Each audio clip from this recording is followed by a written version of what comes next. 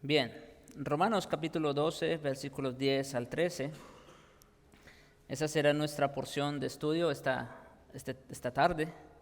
Romanos capítulo 12, versículos 10 hasta el 13. Dice así la bendita palabra del Señor. Amaos los unos a los otros con amor fraternal. En cuanto a honra, prefiriéndoos los unos a los otros. En lo que requiere diligencia, no perezosos, fervientes en espíritu, sirviendo al Señor, gozosos en la esperanza, sufridos en la tribulación, constantes en la oración, compartiendo para las necesidades de los santos, practicando la hospitalidad. El título que le hemos puesto al sermón el día de hoy es El amor hacia los hermanos, el amor hacia los hermanos. Hace 15 días, recordarán los que estuvieron aquí, empezamos esta sección en la que se definió el amor verdadero como aquel que no es egoísta, ¿recuerdan? Aquel que no es egoísta, que no se envanece, que no busca lo suyo, que no es hipócrita, es decir, sin fingimiento, como dice Pablo aquí. Pero también este amor por naturaleza no hace nada indebido, no guarda rencor, no se goza de la injusticia, mas se goza de la verdad. Es decir, aborrece lo malo y sigue lo bueno. Así dice Romanos 12:9, ¿verdad? Hoy, con la ayuda de Dios, vamos a ver este amor dirigido hacia la iglesia. O sea, la última vez nosotros hablamos del amor verdadero. ¿En qué consiste el amor verdadero? Pero hoy vamos a ver una aplicación de ese amor verdadero. Y esta aplicación pues está dirigida en términos específicos hacia la iglesia. ¿Cómo nosotros amamos a nuestros hermanos? Ese es el tema que vamos a ver el día de hoy. Primero veremos el imperativo o el mandamiento de amarnos unos a otros y después las diversas formas en que este amor se manifiesta. Y mis hermanos, les pido estar muy atentos porque hay mucho que decir en esta predicación. Entonces, quiero que estén muy atentos, muy dispuestos con la ayuda del Espíritu, para que podamos, con la ayuda del Señor, abarcar todo lo que el apóstol, o el Espíritu más bien, tiene que decirnos por medio del apóstol. Entonces, en primer lugar, veamos el imperativo. Romanos 12:10, parte A. Dice, amaos con amor fraternal. Ese es el mandamiento, ese es el imperativo, el amarse con amor fraternal. La lista en la que Pablo incluye 10 obligaciones familiares, por ponerlo de esa manera, empieza con el mandato de amaos los unos a los otros con amor fraternal. Amaos y amor fraternal, de hecho, aluden a la misma palabra, son sinónimas. El primero es la traducción de filóstorgos, un compuesto de filo que significa amigo, amigable, o amistad, y estorge, que significa amor natural de familia que no está basado en la atracción o condición deseable de una persona. Es como el amor que un padre tiene por su hijo. Hay personas, claro, todos los niños tienen su encanto, por decirlo de alguna manera, pero cuando recién nacen a veces no parecen tan bonitos. Pero para la mamá es el niño más hermoso del mundo, ¿no es cierto? Bueno, es de ese amor que está hablando aquí el apóstol, precisamente. Es un amor que no se basa en una atracción o condición de la persona amada. Amor fraternal, por otro lado, es la traducción de Filadelfia, otra palabra compuesta por fileo, ya sabemos qué significa, tener un afecto tierno, y adelphos, que significa hermano. Debemos entonces, mis hermanos, el mandamiento expreso aquí de parte del apóstol es que debemos tener un amoroso afecto filial de los unos a los otros en la familia de Dios. Ese es el mandamiento, la orden expresa del apóstol, que debemos tener un afecto, un amoroso afecto fraternal los unos por los otros. Amaos, dice, con amor fraternal. Esta es una de las marcas por las que el mundo sabrá que pertenecemos a Cristo. Fíjense, ¿cómo conocerán que son mis discípulos? En Juan 13:35 el Señor dice, en esto conocerán, o sea, los de afuera, el mundo, que sois mis discípulos, si tuviereis amor los unos con los otros. ¿Qué mejor predicación del Evangelio que esta? ¿No les parece? El amor fraternal. Esa es nuestra mejor carta de recomendación allá afuera. Porque tú puedes predicar el Evangelio a diestra y siniestra, pero cuando te ven con los hermanos, ves que eres un patán, o que cuando están en necesidad no los ayudas, o que vienes a la iglesia si no saluda a la gente, en fin, cualquier cosa, pues entonces tus palabras como que van a ser una contradicción a tu profesión de fe, ¿no les parece? Bueno, así no les parezca, es lo que dice la Escritura. Eso es lo que enseña la Escritura. En esto conocerán que sois mis discípulos, si tuviereis amor los unos por los otros. Este amor no es algo opcional para los creyentes. Y no solo es requerido, sino que es ineludible. Porque todo aquel que ama al que engendró, es decir, que ama a Dios, al Padre, ama también al que ha sido engendrado por Él. Por supuesto, se está refiriendo en primer término a Jesucristo, ¿no es cierto? Pero nosotros también venimos a ser de la familia de Dios. Y venimos a ser adoptados o engendrados de Dios. Y dice que todo aquel que ama al que engendró, al Padre, también ama a todo aquel que ha sido engendrado por Él. Es una contradicción de términos decir que amas a Dios y no amas a tus hermanos. De hecho, como Juan acaba de declarar en 1 Juan 4:20, si alguno dice, yo amo a Dios y aborrece a su hermano, es mentiroso. Ahora alguien pudiera decir, no, yo no aborrezco a mi hermano. Miren, mis hermanos, es que para aborrecer a alguien no se necesita odiarlo con todas las fuerzas de su ser y hacerle el mal que tenga oportunidad. No. Para aborrecer a alguien simplemente tienes que no amarlo y es todo. El que detiene la disciplina a su hijo aborrece, dice Proverbios. Y lo mismo aplica en todo caso aquí en la iglesia. El que no ama a su hermano por defecto lo aborrece. Pues el que no ama a su hermano a quien ha visto, ¿cómo puede amar a Dios a quien no ha visto? El amor fraternal refleja la naturaleza de los cristianos también. Por esa razón, Pablo podría decir en 1 Tesalonicenses 4:9, pero acerca del amor fraternal no tenéis necesidad de que os escriba. Uno pudiera decir, bueno, pero pues, ¿cómo que no? Porque vosotros mismos habéis aprendido de Dios que os améis unos a otros. Entonces esto del amor entre los hermanos es algo natural. Exactamente, eso es lo que está diciendo. Usted como hermano, como creyente, no tiene que esforzarse, procurar con todas sus fuerzas. ¿Por qué? Porque eso ya es algo que viene en el paquete incluido. Una persona que ha nacido de nuevo ama. ¿Por qué? Porque ha sido engendrado de aquel que es amor. ¿Se dan cuenta? Eso es algo natural en el creyente. Es algo intrínseco. Por la razón misma de que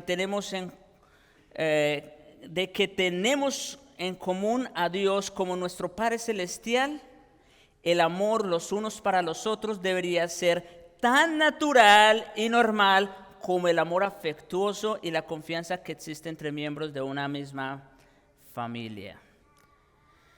Y yo agregaría que de hecho nuestro amor y nuestro afecto por los hermanos es mucho más fuerte y más sólido que el amor con nuestra familia afuera. ¿Por qué? Porque la sangre que nos une no es la que corre por nuestras venas, sino es la sangre que corrió por las venas de Cristo. Sí. Él derramó su sangre para comprarnos y para adoptarnos en su familia. Es mucho más fuerte. Ahora, el apóstol Juan afirma con ímpetu esa verdad en 1 Juan 2, versículos 9 al 11. Dice: el que dice que está en la luz, ustedes saben que el apóstol Juan, sobre todo en sus epístolas, él es absoluto tras absoluto, ¿no? O sea, no da lugar a medias tintas, ¿verdad? No da lugar a términos medios. Bueno, está bien, no puedes esto, pero puedes aquello. No. El que dice que está en la luz y aborrece a su hermano, está todavía en tinieblas. El que ama a su hermano permanece en la luz y en él no hay tropiezo. Pero el que aborrece a su hermano está en tinieblas y no sabe a dónde va porque las tinieblas le han cegado los ojos. En otras palabras, alguien que aborrece a su hermano no es creyente. Así de sencillo. ¿Por qué? Pues porque todavía está en tinieblas. ¿Quiénes son los que están en las tinieblas? Los de afuera. Y Juan está diciendo: todo aquel que no ama a su hermano permanece en tinieblas. O sea, no es creyente. Está todavía afuera. Aunque esté aquí, de cuerpo presente, pero en espíritu está afuera.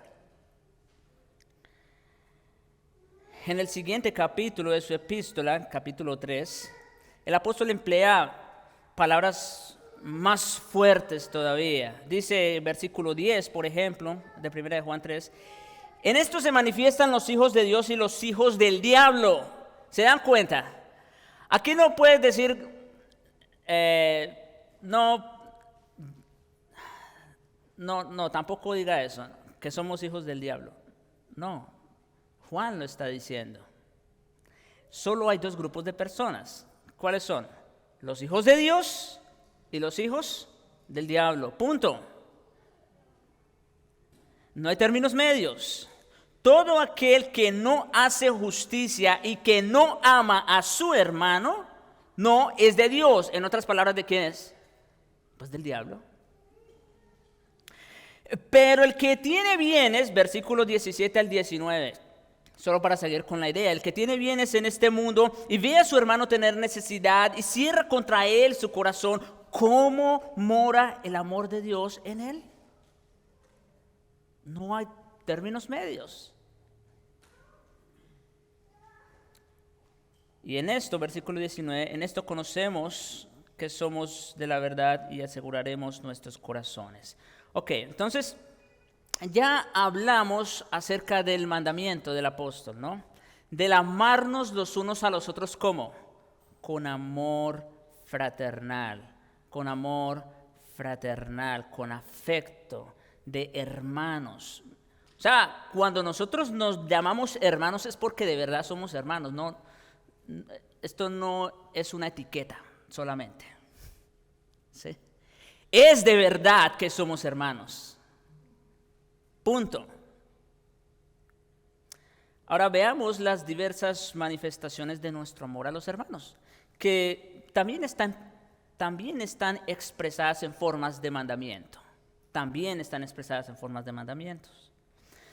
En primer lugar, preferirse los unos a los otros en cuanto a honra. Eso está en el versículo 12, parte B. En cuanto a honra, ¿verdad? Preferidos los unos a los otros. Si es verdad que nos amamos los unos a los otros con amor fraternal, se sigue entonces que estaremos dispuestos a dar preferencia los unos a los otros en cuanto a la honra. Lejos de buscar mi honra, yo procuro más bien la de mi hermano. La virtud implícita en este mandato es la humildad, por supuesto, así como la cordura necesaria para no tener un concepto más alto de nosotros mismos que el que debemos tener. Esto sí que nos cuesta, ¿no es verdad? ¿Cuál es por naturaleza el principio aquí? A amarnos más que a los demás. Por eso el Señor dice en el segundo, ¿cuál es el segundo mandamiento? Amarás a tu prójimo ¿cómo? Mire, si ustedes amaran a sus hermanos como ustedes mismos, no habría ningún problema. Punto. Los complacería en todo y no tendrían ningún problema. Eso es el paraíso, ¿no les parece? Definitivamente. Pero, bueno, obviamente tenemos lucha con el pecado, con nuestro yo, Se trata aquí entonces de cumplir con lo que el apóstol mandó a los filipenses en su capítulo 2, versículo 3. Nada hagáis por contienda o por vanagloria. No hago esto para que los demás me miren, ¿sí? Para que digan, ay, qué bonito, cómo se portó el hermano, mira lo que hizo. No es por eso. Nada hagáis por contienda o por vanagloria, antes bien con humildad. Ese es un fruto del Espíritu. Con humildad. Estimando a los demás ¿cómo? Como superiores. ¿Cuál es la tendencia natural del hombre? Mirar a los demás ¿cómo? Hacia abajo. Y Pablo dice, no, el orden en el reino de Cristo es diferente, es mirarlos hacia arriba. ¿Ven? Esto es algo antinatural, pero estamos capacitados para ello.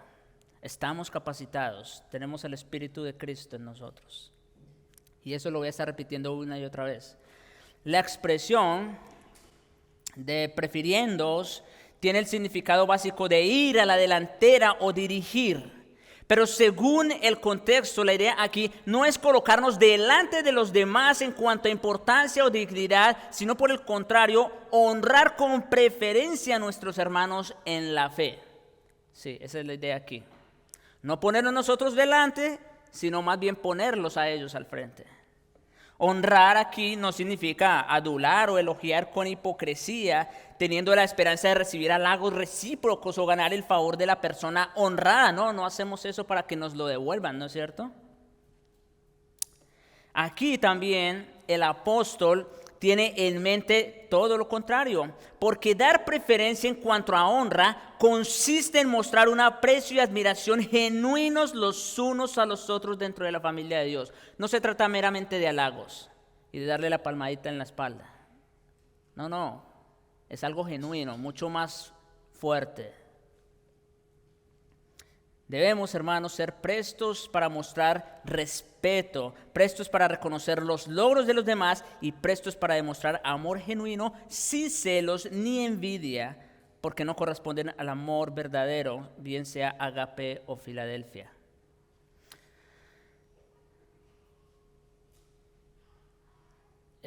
Aquí el día de hoy vamos a tener muchos termómetros para medir nuestro amor. Este es uno de ellos. Sin celos, sin envidia. Tenemos celo por lo que es nuestro hermano, porque él tiene dones más visibles que el mío. ¿No? El amor, como dice Pablo en 1 Corintios 13:4, el amor no tiene envidia. Aquí no hay lugar para la envidia, para los celos. El amor verdadero no se caracteriza por eso. No tiene envidia, el amor no es jactancioso, no se envanece, no busca lo suyo. Entonces, eso es en primer lugar, o sea, la primera manifestación es preferir los unos a los otros en cuanto a honra. En segundo lugar, no perezosos, sino diligentes, versículo 11, parte A. No perezosos, sino diligentes. En lo que requiere diligencia, no perezosos. Podría traducirse no perezosos en cuanto a celo e intensidad. Unos cuantos versículos más atrás, Pablo declaró en el versículo 8 que el que tenga el don de presidir o dirigir debe hacerlo como con diligencia, con solicitud. Y de hecho, en el contexto en el que estamos, en Romanos 12, diligencia se aplica a todo lo que los creyentes hagan en su vida cristiana. Todo lo que sea digno de hacerse en el servicio al Señor merece que sea hecho con entusiasmo, cuidado e interés. Aquí no hay lugar para la displicencia.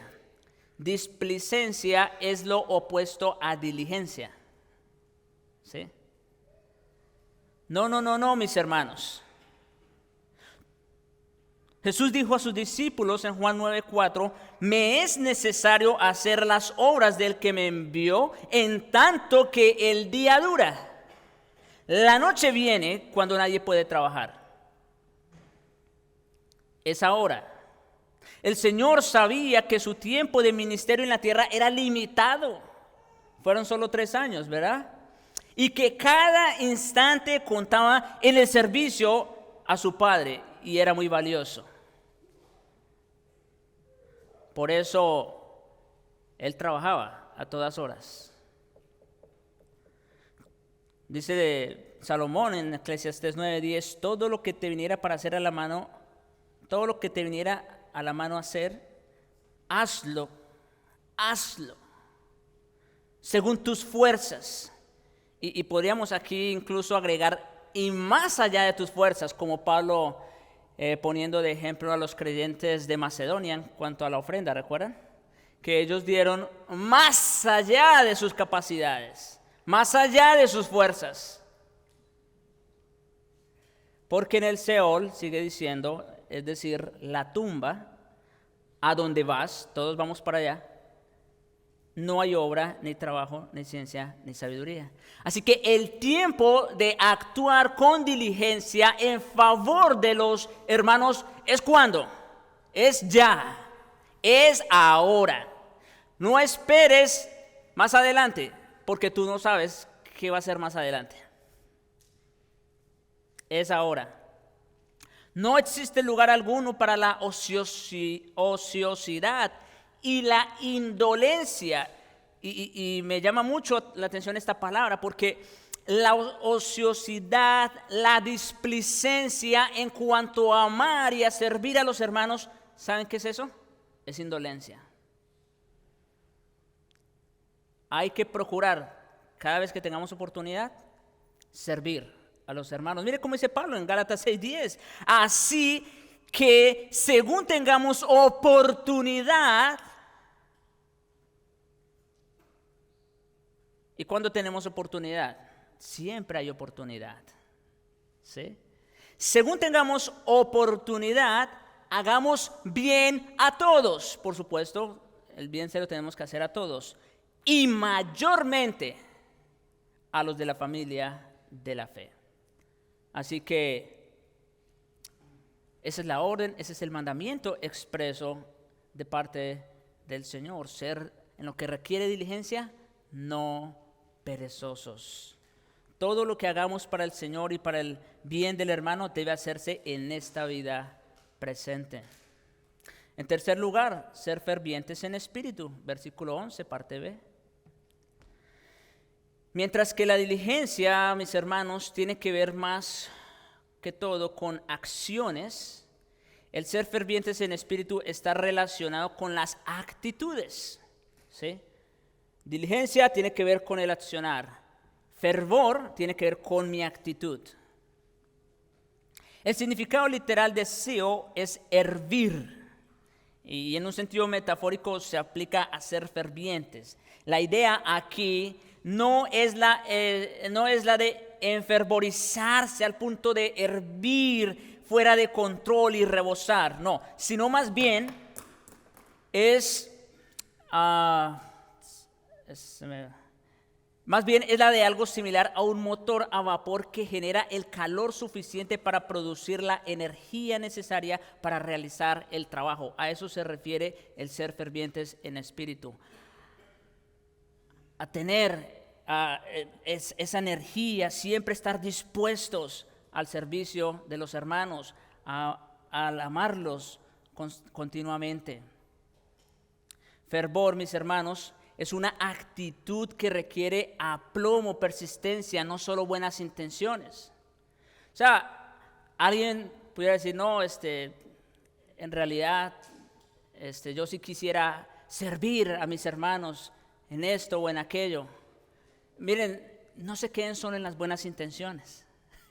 No se queden solo en las buenas intenciones. Mire cómo dice Pablo en Gálatas 6:9, y este versículo está inmediatamente antes del versículo 10 que dijimos hace un momento, que cuando tengamos oportunidad de hacer bien, lo hagamos, y mayormente a los de la fe. Pero en el versículo 9, mire cómo dice, hablando de la actitud con la que debemos hacer ese bien. No nos cansemos. Ahí está la actitud. No nos cansemos. Sí, yo sé que servir a los demás cansa. Porque, bueno, no siempre responden de la mejor manera, ¿no es cierto? Es que hay hermanos con los que se batalla un poco más. Sí, es verdad. Nosotros somos una comunidad de creyentes pecadores, pero creyentes al fin. Por eso Pablo nos dice, no nos cansemos, pues, de hacer bien. ¿A quiénes? Pues a los hermanos, ya dijimos. Porque a su tiempo segaremos si no desmayamos. Ningún creyente en la iglesia primitiva fue más ferviente en espíritu, más infatigable en la obra del Señor que Pablo mismo. Como vemos, por ejemplo, en primera de Corintios 9:26, así que yo de esta manera corro, no como a la aventura, es decir, con diligencia, con fervor, pero consciente de lo que estaba haciendo. De esta manera peleo, no como quien golpea al aire. Y en Colosenses 1:29 también habla de su trabajo en el Señor. Mis hermanos, el amor nunca deja de ser, como dice 1 Corintios 13:8. El amor nunca deja de ser. Debemos ser diligentes en esa parte, pero también siempre tener la actitud adecuada. En cuarto lugar, servir al Señor, como dice versículo 11, parte C, sirviendo al Señor. Y es que, mis hermanos, esto de amar al hermano, de servir al hermano, no es otra cosa que un servicio al Señor.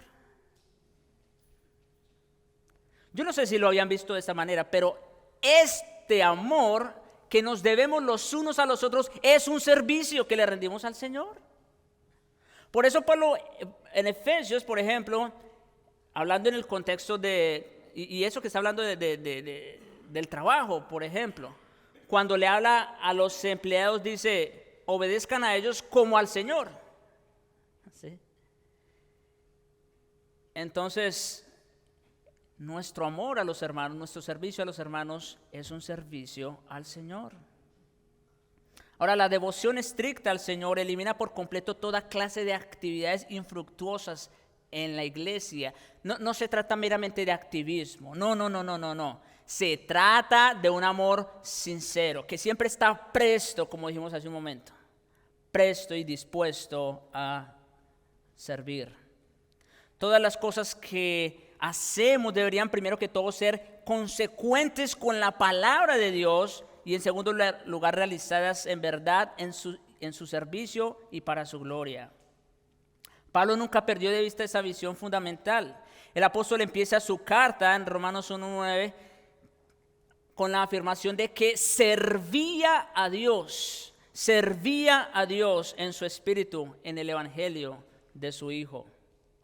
Y en Romanos 12, mis hermanos, en el contexto en el que estamos, Pablo emplea 3 palabras distintas para describir el servicio cristiano.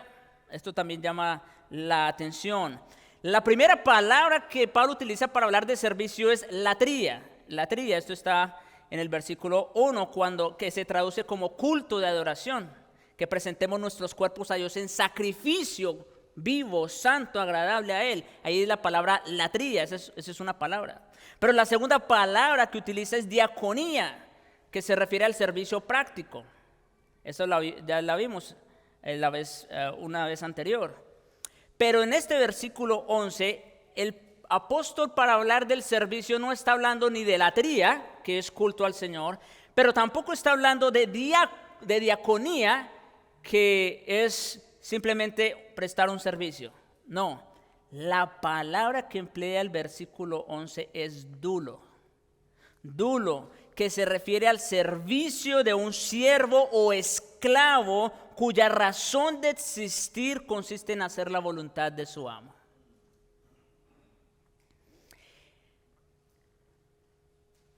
Ese es el servicio que debemos rendir a los hermanos. Es como el servicio de un siervo a su amo. Porque al hacerlo así, lo estamos haciendo con el Señor. Por encima de todo lo demás, Pablo se considera a sí mismo un siervo, un esclavo de Jesucristo. Eso lo vemos en las introducciones de varias de sus epístolas. Por otro lado, nosotros no servimos al Señor en nuestras propias fuerzas. Como digo, toca estar recordando esto una y otra vez. Así como tampoco vinimos a Él por nuestro propio poder. El propósito supremo que tenemos en nuestra vida es servir al Señor Jesucristo. Y nuestro poder para cumplir con ese servicio al Señor y a los hermanos también proviene de Él. Como dice Colosenses 1:29. Para lo cual también trabajo, está hablando de todo lo que Él hizo. Y yo, como les dije hace un momento, no creo que no ha habido persona más fuertemente e incansablemente trabajadora en el reino de Cristo que el apóstol Pablo.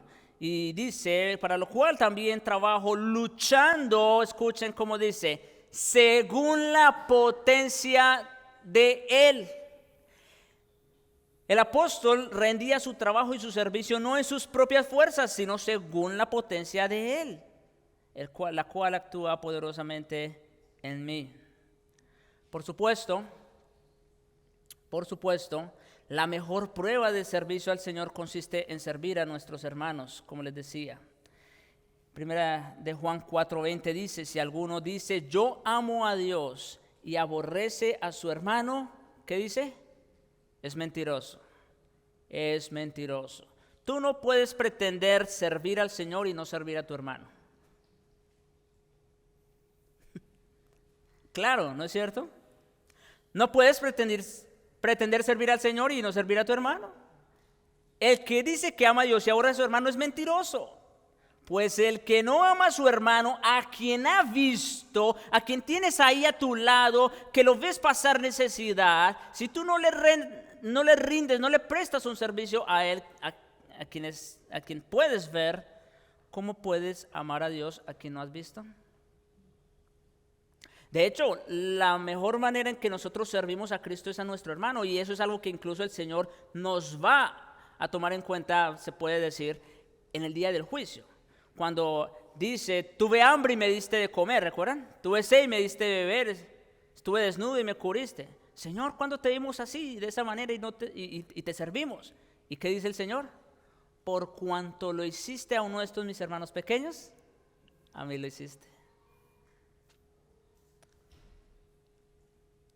Gozarse en la esperanza, versículo 12, parte A.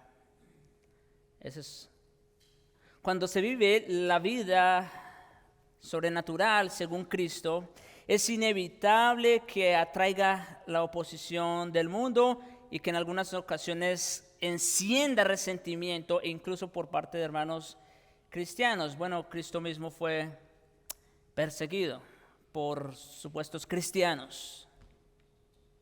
Aún después de muchos años de servicio fiel al Señor, algunos cristianos ven si acaso pocos resultados visibles en sus labores. Sin esperanza, mis hermanos, jamás podríamos sobrevivir.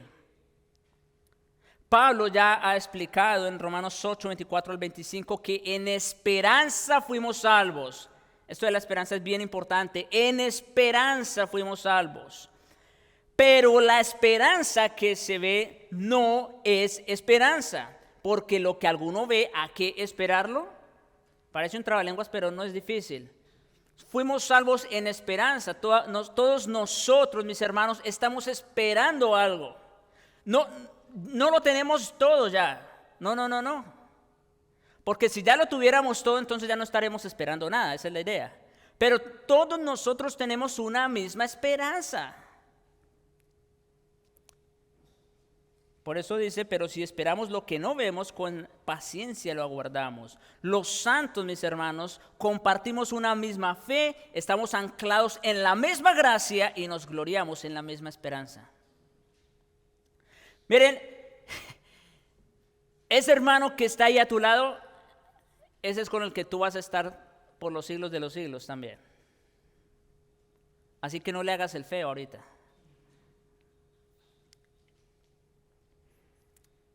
Es ese, porque en Cristo murió, así como murió por ti. Tenemos la misma esperanza, nos gozamos en esa esperanza. Cuando somos gozosos en esa esperanza, sabemos que si estamos firmes y constantes, creciendo en la obra del Señor siempre, nuestro trabajo en el Señor no es en vano. ¿Sí? ¿Quieres saber si estamos trabajando y que vamos a recibir algún fruto de ello? Ahí está. Estamos creciendo los unos, fortaleciéndonos los unos a los otros en esa esperanza. Por eso podemos anticiparnos a la llegada de que un día escucharemos las palabras de Cristo en Mateo 25:21. Bien, buen siervo y fiel, entra en el gozo de tu Señor. Sabemos que nos está aguardada la corona de justicia, dice Pablo en 2 Timoteo 4:8, la cual el Señor dará juez justo en aquel día y también a todos los que aman su venida. ¿Quiénes aquí aman la venida de Cristo? Yo creo que si eres verdadero creyente, esa es tu esperanza. Y eso nos une también. El amor todo lo espera. Todo lo espera.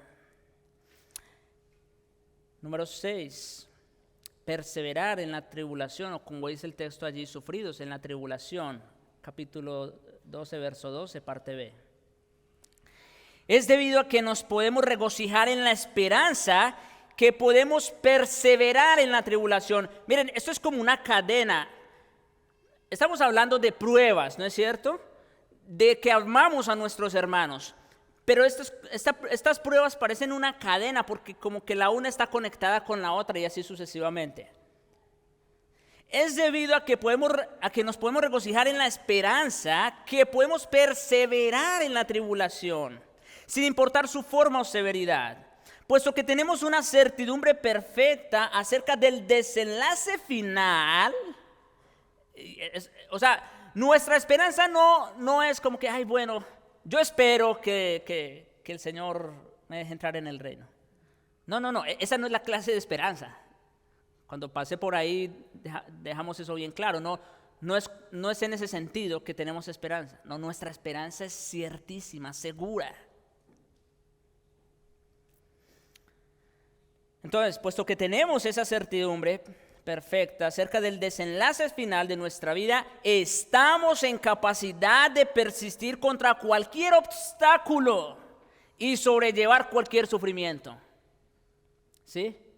Claro que sí. Miren, fue la esperanza, mis hermanos, de redimir un pueblo del cual sería rey posteriormente y estar a la diestra de su Padre gobernando, lo que sostuvo a Cristo en la peor hora de su existencia.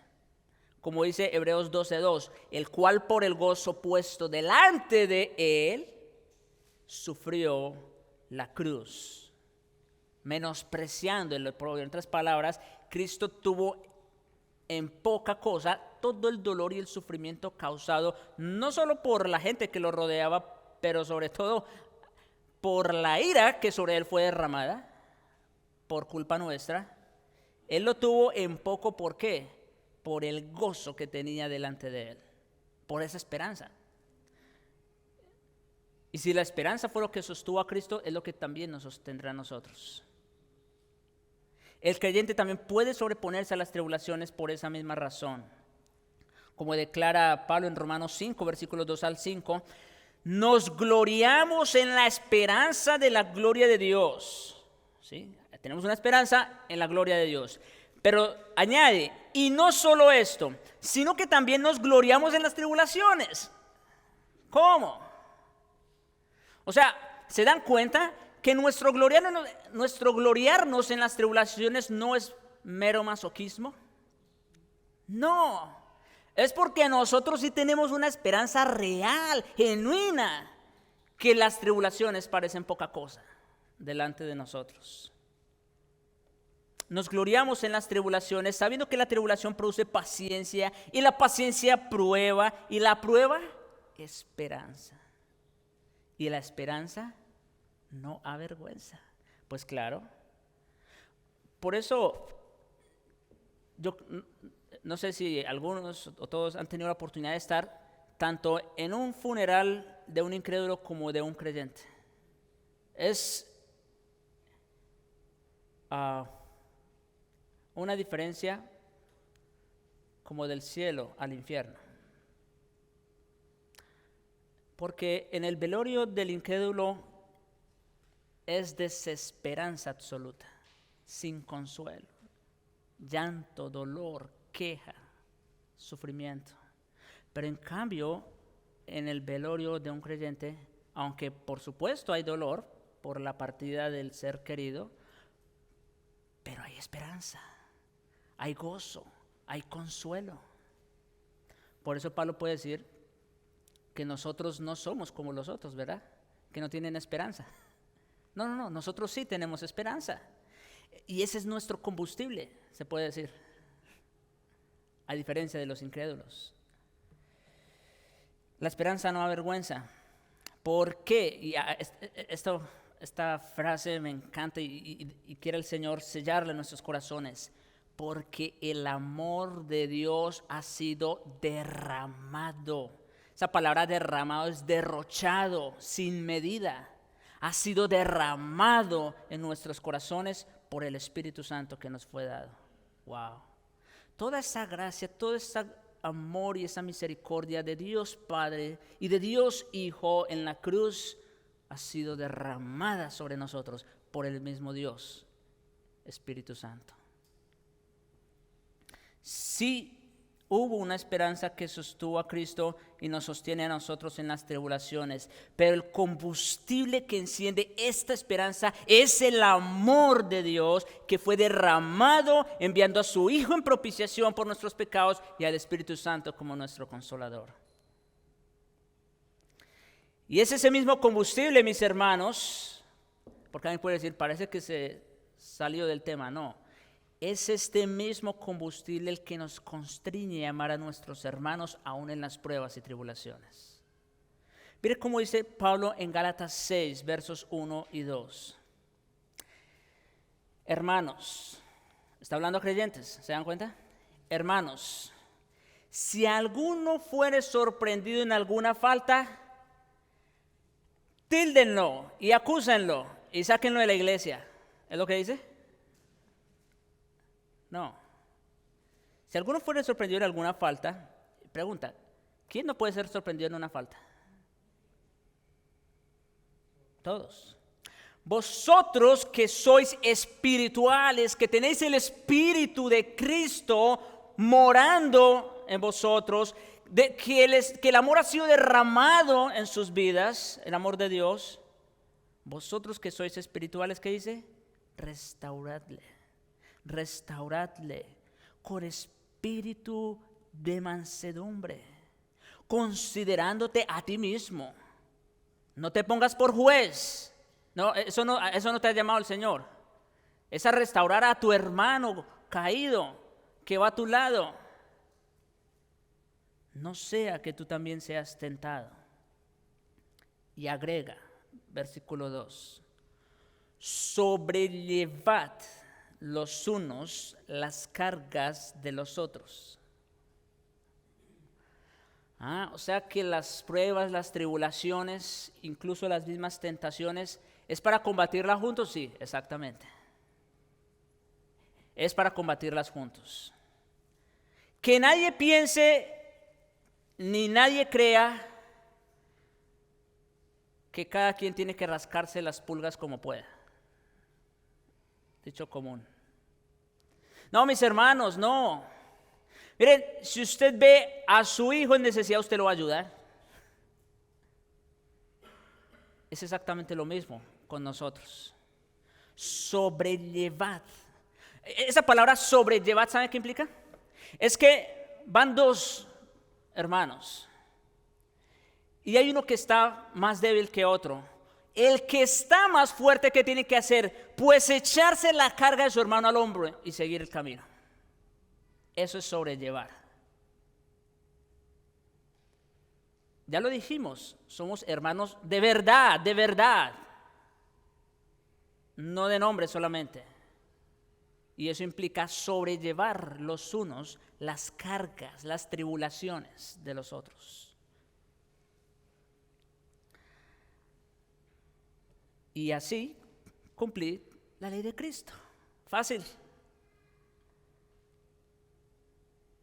¿Cuál es el mandamiento? Sobrellevar los unos las cargas de los otros. Por eso, Pablo dice en 1 Corintios 13:7 que el amor todo lo sufre. ¿Sí? El amor es sufrido. No todo es color de rosas, ni esperen algo así en el cuerpo de Cristo. El amor es sufrido y para la muestra, la cabeza ya soportó toda la ira de Dios que venía contra nosotros. Y si Dios envió a su Hijo unigénito al mundo por amor a mí, para no ser lanzado al infierno, ¿quién soy yo para no soportar las cargas o el pecado de mis hermanos? ¿Quién soy yo para erigirme juez sobre ellos y no ayudarlo? El amor todo lo sufre, todo lo cree, todo lo espera, todo lo soporta.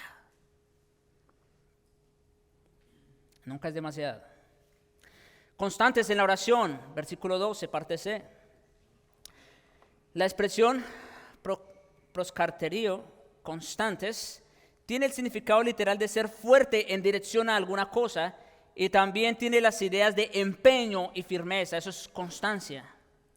Los primeros cristianos fueron constantes en la oración, tanto antes como después del descenso del Espíritu Santo en Pentecostés. Fue con el objetivo de que los apóstoles pudieran ocuparse de lleno en la oración y en el ministerio de la palabra, en Hechos 6:4, que se nombraron por primera vez diáconos en la iglesia, ¿recuerdan?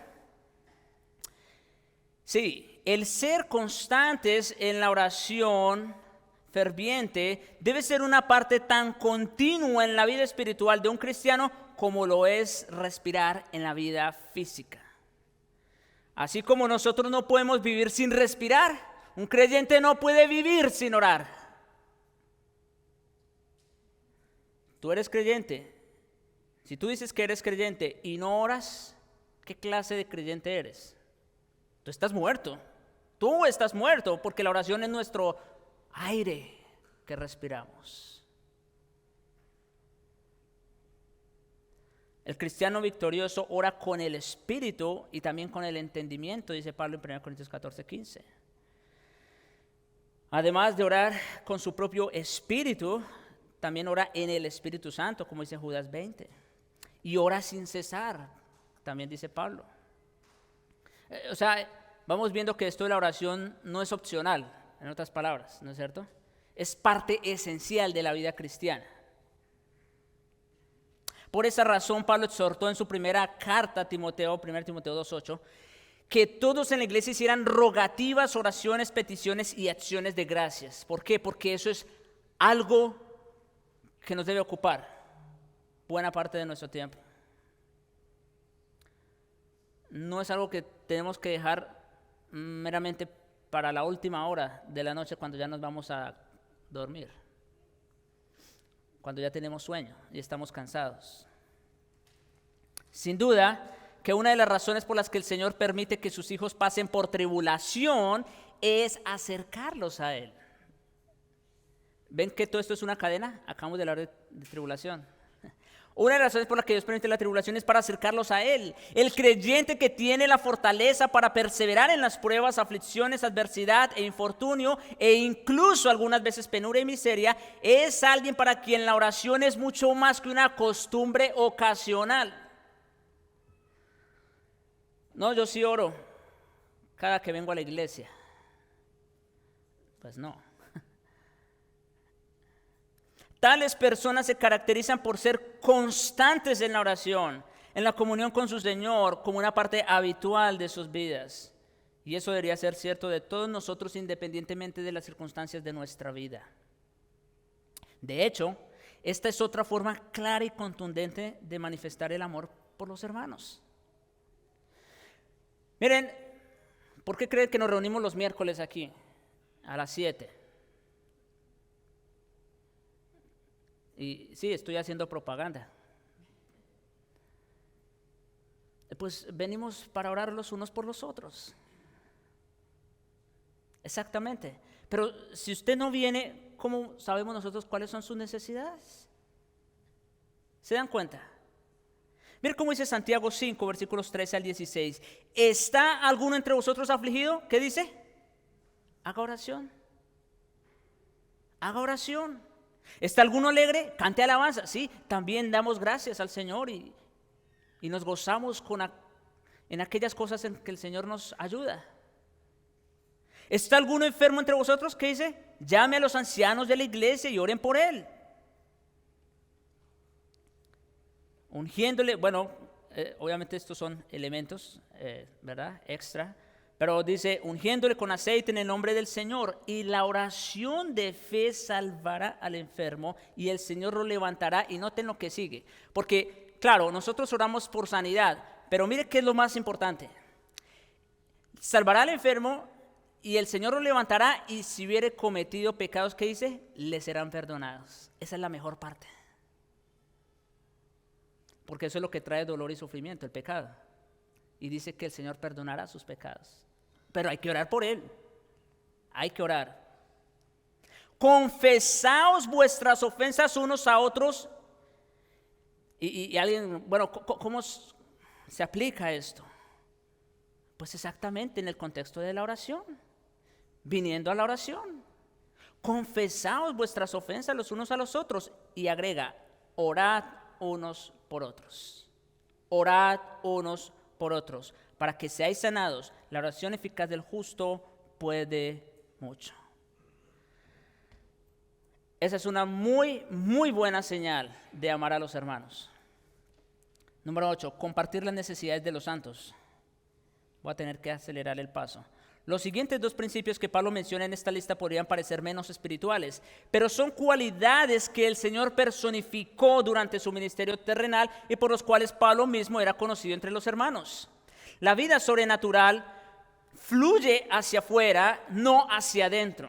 O sea, no es que yo me hago creyente haciendo todas estas cosas. No. Es porque soy creyente que resulto haciendo todo esto. ¿Se dan cuenta de la diferencia? No es que, bueno, yo voy a procurar hacer todo esto que usted está diciendo, pastor, para entonces... No. Eso no es lo que estamos diciendo.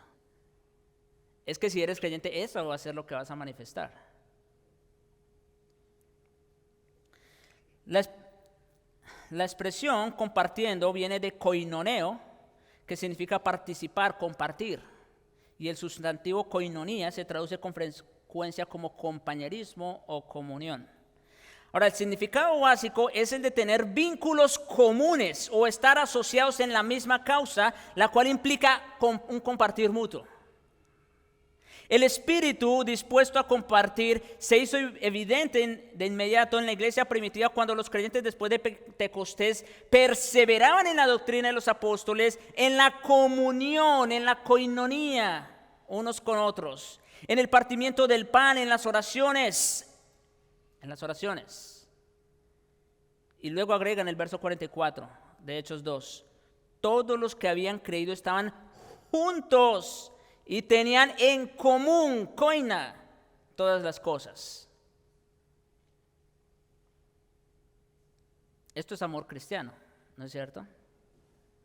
Por supuesto. pero empleó este mismo término con referencia a nuestra participación o koinoneo de los padecimientos de Cristo, ¿sí? En otras palabras, eso que nos une a Cristo es lo mismo que nos une a ustedes y a mí, como hermanos, como creyentes. Puesto que el énfasis del texto presente se hace en dar, el apóstol habla de demostrar el amor fraternal compartiendo para los santos. Eso significa tener todas las cosas en común. Pablo amonestó a Timoteo diciendo en 1 Timoteo 6, 17 al 18, a los ricos de este siglo manda que no sean altivos ni pongan la esperanza en las riquezas, las cuales son inciertas, sino en el Dios vivo que nos da todas las cosas en abundancia para que las disfrutemos. Que hagan bien, que sean ricos, ¿en qué cosa? En buenas obras, dadivosos, generosos, dispuestos a compartir.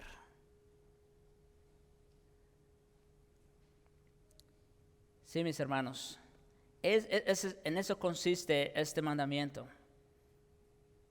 Somos simples mayordomos de las cosas con las que el Señor nos ha bendecido, y nuestra responsabilidad más importante como mayordomos consiste en utilizar nuestros recursos personales para contribuir a la satisfacción de las necesidades de los santos, nuestros hermanos y hermanas en Cristo.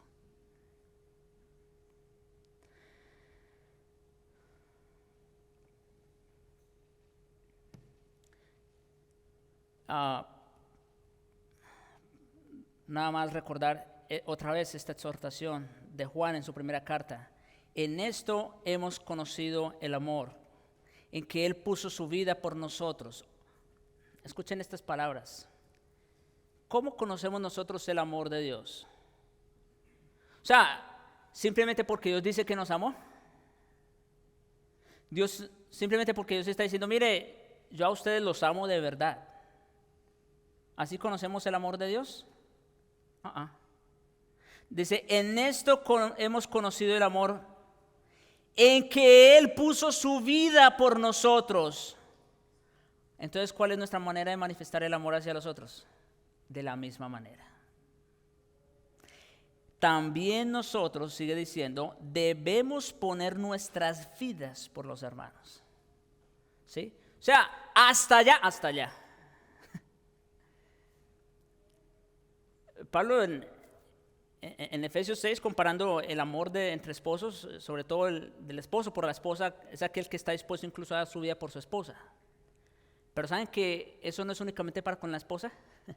Ese amor se extiende para con los hermanos. Lo estamos viendo aquí.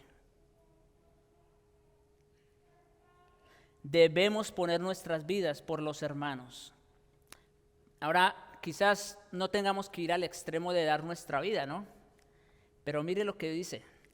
Pero el que tiene bienes de este mundo y ve a su hermano tener necesidad, miren mis hermanos, estamos hablando de compartir para las necesidades de los santos. Y miren lo que dice Juan, el que tiene bienes en este mundo y ve a su hermano tener necesidad y cierra contra él su corazón, ¿cómo mora el amor de Dios en él? No, mentira. Juan ya lo dijo, el tal es un mentiroso. Hijitos míos, no amemos de palabra ni de lengua, o sea, solo de palabra. No, sí, yo te lo aprecio mucho, hermano. Qué bueno. ¿Lo demuestras? No améis de palabra ni de lengua, sino de hecho y en verdad. Y por último, practicar la hospitalidad. Ese es el último punto. Versículo 13, segunda parte.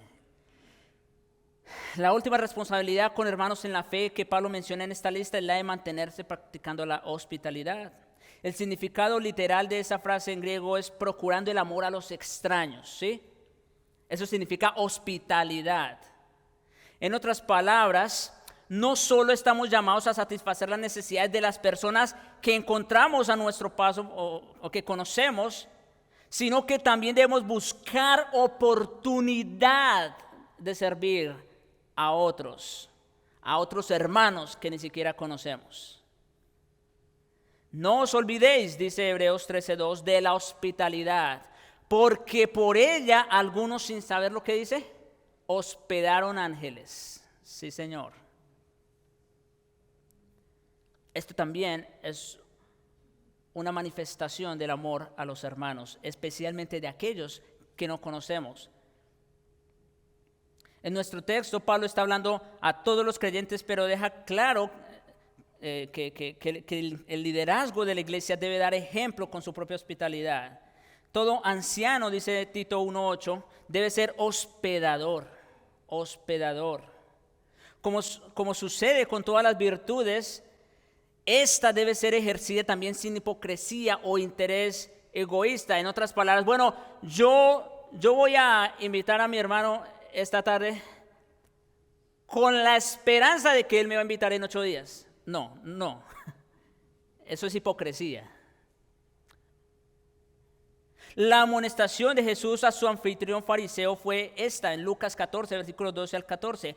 Cuando hagas comida o cena, no llames a tus amigos, ni a tus hermanos, ni a tus parientes, ni a vecinos ricos, no sea que ellos a su vez te vuelvan a convidar y sea recompensado. Mire, si lo haces por eso y ellos te lo devuelven, eso no tiene valor, en cierta manera. Mas cuando hagas banquete, llama a ¿quiénes? A los pobres, los mancos, los cojos, los ciegos, a los que no tienen cómo devolverte el favor, en otras palabras. Y serás bienaventurado, porque ellos no te pueden recompensar, pero te será recompensado en la resurrección de los justos. Puesto que en tiempos del Nuevo Testamento las posadas eran escasas y costosas y a veces peligrosas, las familias cristianas tenían la costumbre de abrir sus hogares a creyentes que pasaran por pueblos. Puede que tú nunca los habías visto en su vida ni los volvieras a ver después. Pero los creyentes, muchos de ellos, abrían sus puertas para hospedar a estos hermanos. A diferencia de Pablo, quien insistía en pagar la mayor parte de sus gastos personales, la mayoría de los predicadores y maestros itinerantes dependían por completo del apoyo de los hermanos en la fe, como Juan elogió a Gallo en 3 de Juan, versículos 5 al 8. Amado, fielmente te conduces cuando prestas algún servicio. Ahora, ¿a qué servicio se está refiriendo Juan aquí? Cuando prestas algún servicio a los hermanos, ya vamos a ver. Especialmente a quienes, a los desconocidos. No a los de tu casa, no a tus amigos, no, a los desconocidos, los cuales han dado ante la iglesia testimonio de tu amor, y harás bien, escuchen, en encaminarlos como es digno de su servicio a Dios para que continúen su viaje. Está hablando del hospedaje, ¿se dan cuenta? Ese es el servicio de Gallo. Porque ellos salieron por amor del nombre de Él sin aceptar nada de los gentiles. Nosotros pues debemos acoger, hospedar a tales personas para cooperar con la verdad. Pero algo más que quiero agregar aquí rápidamente en cuanto al hospedaje. Porque alguien podría decir, no, yo sí, la verdad, pues en mi casa yo he recibido unos cuantos hermanos, pastores que han venido, en fin. Pero mire lo que dice 1 de Pedro 4:9. Hospedaos los unos a los otros sin murmuraciones. O sea, sin queja. Ay, es que viene otra vez tal o cual hermano y ay, ahí tengo que recibirlo, tengo que atenderlo. No, sin murmuraciones. O igual después de que se van. No, pero viera. Esos hijos que tiene, no sé. No, hospedaos hospedaos los unos a los otros sin murmuraciones, sin queja alguna. Es decir, deberíamos considerar nuestra hospitalidad como un privilegio afortunado, no como un deber enfadoso. Esto es algo natural en el creyente. Y ya con unas aplicaciones y termino. Primero, debemos tener cuidado de usar este texto, o sea, Romanos 12, todo el capítulo en realidad, pero estamos hablando ahorita del versículo 10 al 13, ¿no? Debemos tener cuidado de usar este texto como una vara para medir el amor de los hermanos hacia nosotros. Es decir, ok, ya entendí el mensaje, entendí todas las manifestaciones del amor fraterno, pero yo no siento que mis hermanos me aman así. No, mire, olvídese de eso. Para eso no está ese texto ahí. No está para que tú midas el amor de tus hermanos hacia ti. Se trata más bien de medir nuestro amor hacia los hermanos. Escuchemos la advertencia de Santiago, capítulo 2, versos 15 al 17. Y si un hermano o una hermana están desnudos y tienen necesidad del mantenimiento de cada día, y alguno de vosotros les dice, id en paz, calentaos y saciaos, pero no les dais las cosas que son necesarias para el cuerpo, ¿de qué aprovecha? ¿De qué sirve? Así también la fe, si no tiene obras, es muerta en sí misma. Así que deja de tomar esta lista para ver si tus hermanos te están sirviendo a ti. No, cómo tú estás sirviendo a tus hermanos más bien. Porque este es un buen termómetro para medir si tu fe es viva o es muerta. No se trata de qué tanto me están amando, se trata de qué tanto estoy amando a mis hermanos. En segundo lugar, debemos tener cuidado de tomar esta lista como una serie de reglas que debo guardar para poder expresar este amor, en lugar de tomarlo como un espejo para ver si estamos andando en el amor de Cristo. Si esta no es una lista de reglas para que, a partir de hoy voy a esforzarme de verdad, voy a echarle ganas. No, eso no es natural en ti. Si tú eres creyente, claro que eso está en ti. Y esa lista está precisamente para ver si estamos andando en el amor de Cristo. O en otras palabras, para ver si somos creyentes o no. Es para eso. Donde no hay amor verdadero, de nada sirve el activismo. Como dice Pablo en 1 Corintios 13, 1 al 3. Si yo hablase en lenguas humanas y angélicas, es decir, si yo rindiera un servicio superangelical aquí delante de ustedes, y no tengo amor, vengo a ser como metal que resuena o címbalo que retiñe. Y si tuviere profecía, si fuera elocuente, y entendiese todos los misterios y toda ciencia, y si tuviese toda la fe de tal manera que trasladase los montes y no tengo amor, nada soy. Y si repartiese todos mis bienes, mire, yo de verdad amo a mis hermanos porque yo estoy dispuesto a darle mi ropa que tengo puesta. Mire lo que dice, y si repartiese todos mis bienes para dar de comer a los pobres, y si entregase mi cuerpo para ser quemado y no tengo amor, de nada me sirve.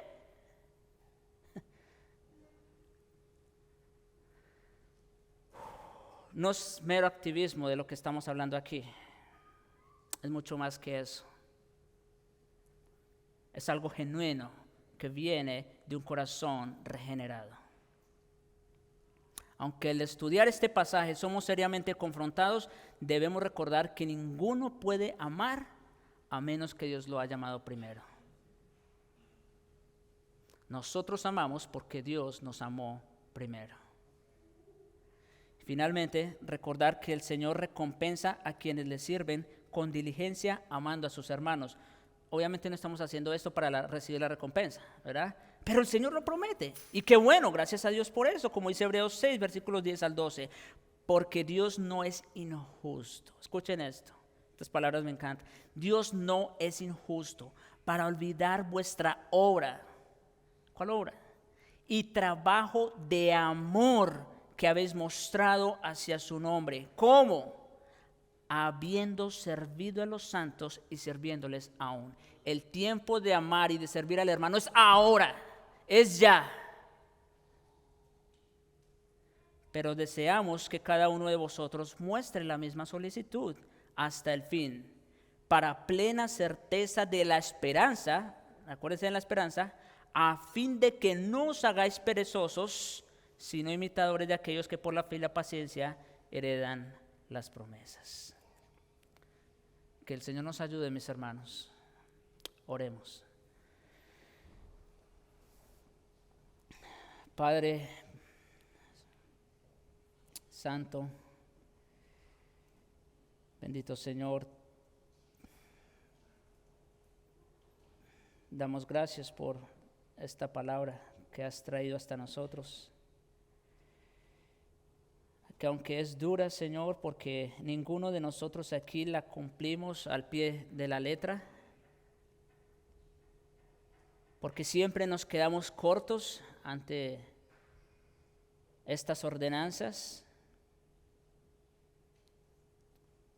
Pero gracias te damos, Padre, por Cristo, tu Hijo.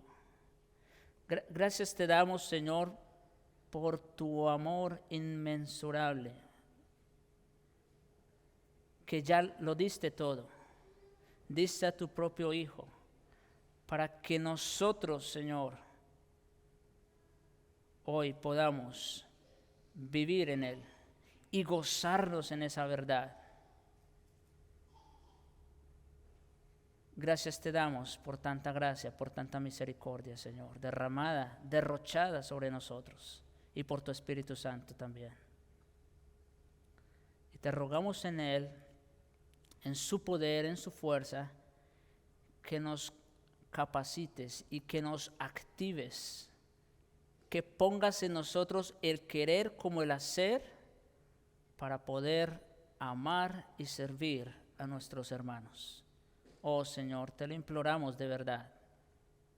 Lo necesitamos para nuestro provecho, pero sobre todo para tu gloria. En Cristo Jesús. Amén.